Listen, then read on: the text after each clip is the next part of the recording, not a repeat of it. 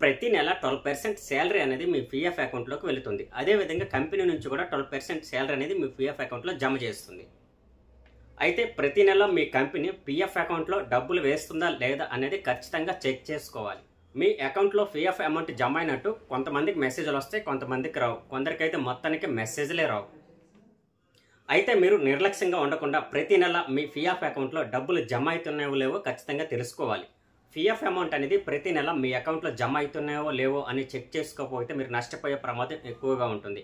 ఆ మధ్య బైజూస్ వంటి చాలా కంపెనీలు ఉద్యోగుల పీఎఫ్ అకౌంట్లో అమౌంట్ అనేది జమ చేయలేదు. ఉద్యోగుల శాలరీ నుంచి పీఎఫ్ అమౌంట్ను కట్ చేసినా వాళ్ళు జమ చేయకపోవడం చర్చనీయాంశమైంది. మీకు పీఎఫ్ డబ్బులు పడాలంటే యూఏఎన్ నెంబర్ను యాక్టివేషన్లో ఉంచుకోవాలి. ప్రతి నెల పడుతున్నాయో లేవో అనేది ఖచ్చితంగా చెక్ చేసుకోవాలి.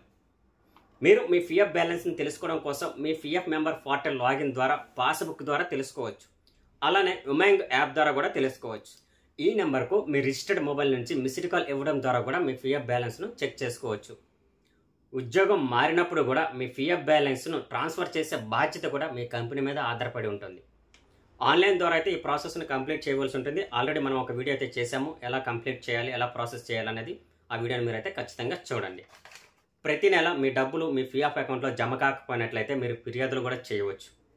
దీనికోసం ఈపీఎఫ్లో గ్రీవెన్స్ మేనేజ్మెంట్ సిస్టంలో రిజిస్టర్డ్ కావాలి. ఇందులో నేరుగా కంప్లైంట్ కూడా చేయవచ్చు, మీ నోడల్ ఆఫీసర్తో కూడా మాట్లాడవచ్చు. ఇటువంటి మరిన్ని ఇన్ఫర్మేషన్ కోసం మన ఛానల్ అయితే సబ్స్క్రైబ్ చేసుకోండి. Thank you.